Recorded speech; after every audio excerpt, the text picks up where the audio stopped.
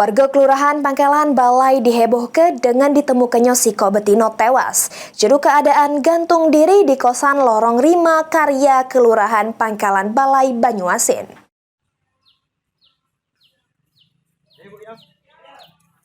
Warga Kelurahan Pangkalan Balai dihebohkan dengan penemuan mayat Betino. Juru keadaan gantung diri di kosan Lorong Rima Karya Kelurahan Pangkalan Balai Banyuasin.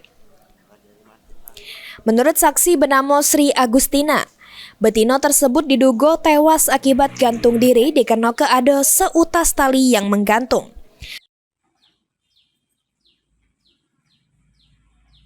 Karena aku dijemput di kos kontrakan ini ke rumahku situ, aku melok ke sini, kami nengok sini, pintu itu buka.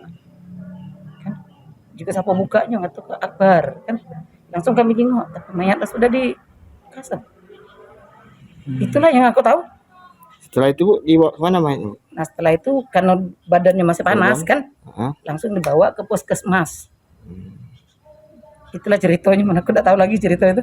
Sudah dari puskesmas ada ini lagi Bu? Katik masih ada puskesmas. Kalau kesehariannya Bu di sini sudah lama Bu ngontrak?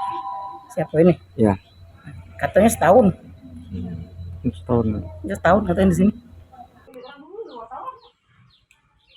Atas kejadian ini, Polsek Pangkalan Balai yang menerima pengaduan sudah melakukan olah TKP, serta berkoordinasi dengan unit identifikasi Satreskrim Polres Banyuasin.